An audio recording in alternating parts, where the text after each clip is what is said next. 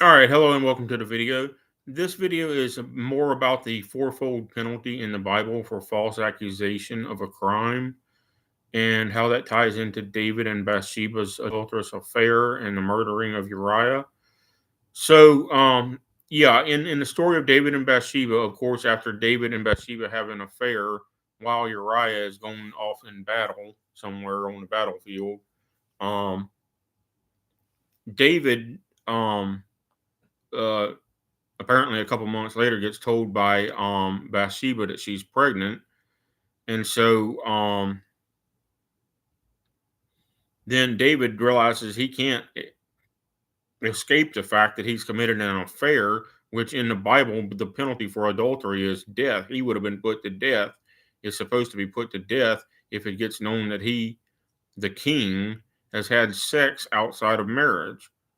So then David hatches a plan to have Uriah betrayed and murdered on the battlefield, um, which his own generals carry out and do, so that he can then marry Bathsheba and try to conceal the fact that he's had an adulterous affair with Bathsheba.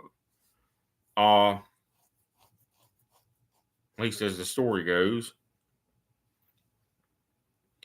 And so then the prophet Nathan, I believe, comes to David in his high court and prophesies against the king of Israel, and he tells a story about a man who owned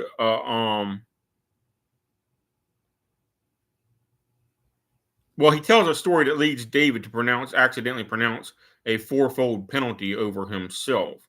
He says the man who has done this shall surely die and pay the fourfold penalty, and so forth. And so David stands to his feet and pronounces a fourfold penalty over himself, because then Nathan turns and says, "You are the man." And then Nathan leaves after prophesying that four of David's sons are going to be murdered. They're going to murder one another and die by other means in battle. And so, over the next couple years, sure enough, four of David's sons die by various means, including killing one another. One of them rapes his own sister and gets killed by his other brothers. One of them betrays David directly, who is Absalom, and rapes some of David's wives, and takes over the whole countryside for several months before David is able to round up enough people to take the countryside back from him. As a matter of fact, I think he was gone for 7 years, rather, excuse me. But and then two of the other brothers, one was accidentally hanged in a tree, and right now I'm forgetting how the other one died, but he died, or he or someone died that was related to David. So he accidentally pronounced a fourfold penalty over himself, and God carried out the fourfold penalty over David's family. And for that reason, I don't believe that David died saved. I strongly believe that both David and Solomon died eternally lost when they died, in spite of the fact that they were both said to have been men after the Lord's own heart at one time in their lives. Why would God Himself enforce a fourfold penalty over David unless David was in fact dead, lost? And why would the Bible tell you that Solomon forsook God and worshipped Ashtaroth, which was a human sacrifice cult, which thing God hates, it says, unless Solomon did in fact forsake God and died lost after all of the revelations and wisdom that God gave to Solomon. Because it specifically tells you that he turned aside and worshipped Ashtaroth and forsook God. And he was definitely the greatest of David's offspring. So, uh, yeah, four of David's sons died. One of David's daughters got raped, fulfilling Bathsheba being basically raped by David. Because it's not like in the David and Bathsheba movie.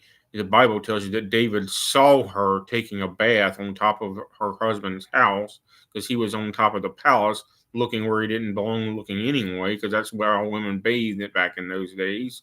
And so he was already planning this ahead of time, and he sent soldiers to take her to the palace and then raped her.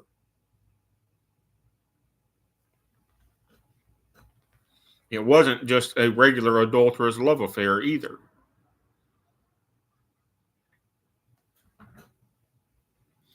So, and that wasn't the first time David had done that with a woman, by the way. There's a very vaguely concealed passage about I gotta remember her name just a minute. Abigail, the one, it was one of the first women that he did this with. He actually had her husband killed, and the only charge against him is simply claims that he was an evil man. There's no formal charges ever brought against the man in the Bible, but it claims that her husband was an I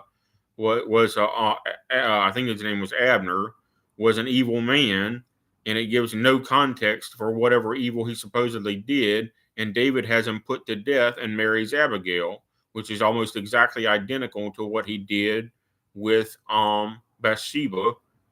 And then his first wife, Michal, who was the daughter of Saul, he killed, I think, either 200 or 300 Philistines as part of the dowry to marry Michal. So he had a pattern of murdering men to marry women. Murder a man to marry a woman. Murder a man to marry a woman. Murder a man to marry a woman. And so there is no way that could be a saved person. He had to have died lost, regardless of whatever else his own writing claimed that he was a man after God's heart. But the context of the other authors in the book of Kings shows that David was a multiple murderer. And I don't believe multiple murderers go to heaven forever. I can't believe that.